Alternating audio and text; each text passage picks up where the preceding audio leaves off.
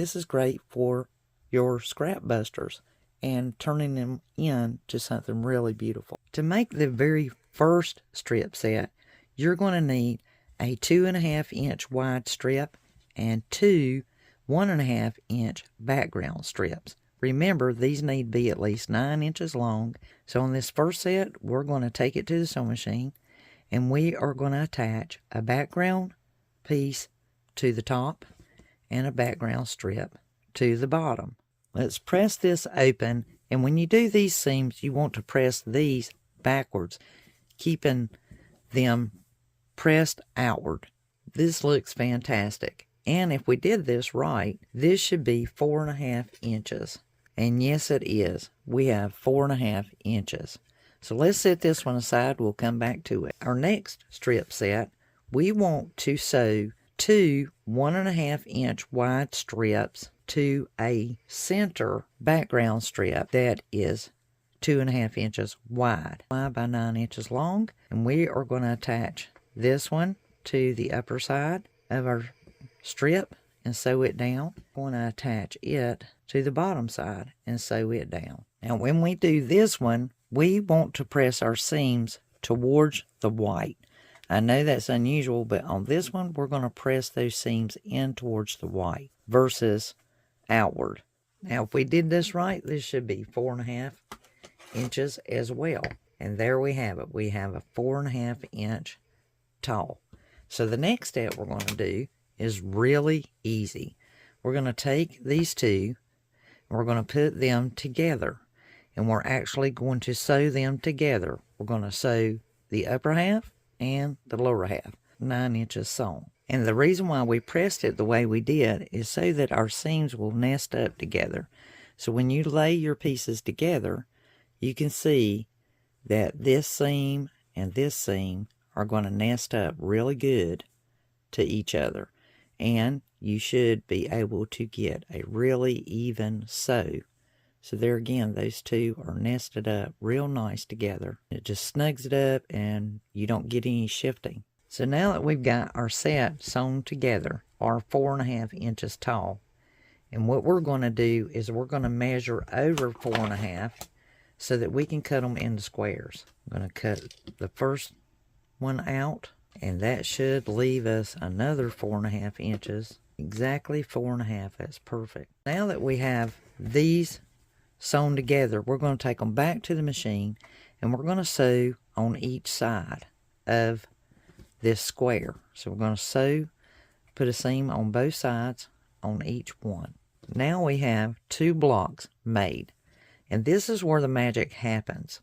We're going to cut these from corner to corner. So we're just going to lay our ruler on here from one corner to the other, and we're going to cut a diagonal.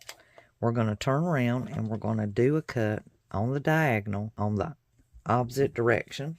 Now we have those four. We're going to do the same thing to this block. Corner to corner. Make sure you got your ruler good and lined up. And cut that one. And then keep them together. This is where a good rotating mat can come in handy. But if we just practice a little bit of control, we can do it on the mat. And we're going to cut that right there on the diagonal. So now let's take these to the ironing board and press them open and see how beautiful they are.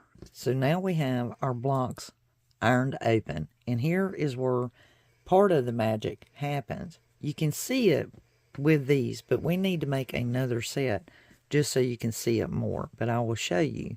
If we take our blocks and we turn, say, the small point inward, these is the pieces that have the small point, and then we have the ones with the larger point, and we turn them on the outside. Yes, you see the hourglass, but you also see the spool that's happening right here. And if we turn these, you can see it even more. So we're going to turn this just like that. So now we have this hourglass but spool effect going on. And you can see that little spool show up here, and you can see the spool there. Now if you do them the opposite, you get a strong effect with seeing the handles here, or the top of the spool, and you can put them together this way. There's so many ways you can turn them, and you're going to get a different effect every time. So now we have this hourglass or spool that's going on there because you can see the tops. And then if we make a secondary set, you will see how laying these out that certain way, it makes a star with all the points and these multiple spools going on. So we're going to make a secondary set. So once again, we're going to make 2 more strip sets. We need 1 of our main fabrics and 2 of our 1.5 inch strips. Main fabric being a 2.5 inch strip, and we're going to attach 1 to the top and 1 to the bottom. And on the other, we're going to duplicate the very same thing. We're going to take a 1.5 inch strip these need to be at least 9 inches long of our main fabric, and we're going to use 1 2.5 inch strip of our background fabric. And we're going to take these to the machine, attach them, 1 to the top and the other down at the bottom. Went ahead and pressed these open. Now remember, on this one you want to press the seams outward, and on this one you want to press the seams inward.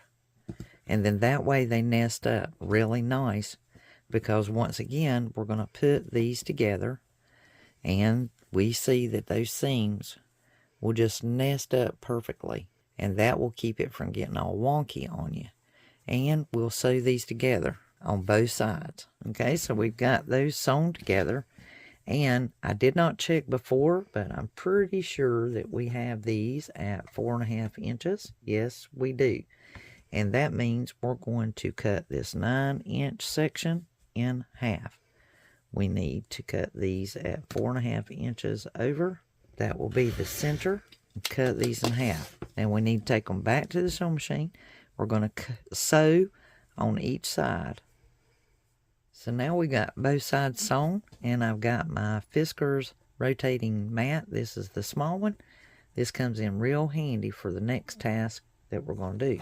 We're going to lay our ruler from corner to corner as we did before to cut from corner to corner. We're going to rotate this, and we're going to do the same thing. We're going to lay our ruler down, and we are going to cut from corner to corner. And that's going to create us 4 half square triangles. And we'll do the same thing to the next block, and we'll take them to the ironing board and press them open. Now once you decide how you want yours laid out, it's real important to square it up. It may just be the slightest amount, but with your cotton fabrics and pressing them, and these being pressed so many times in different ways, you may have some pulls, or it looks kind of wonky and stretchy looking, and that's really normal. And you'll just have these really small fractions of pieces that might hang off the sides, like really, really small.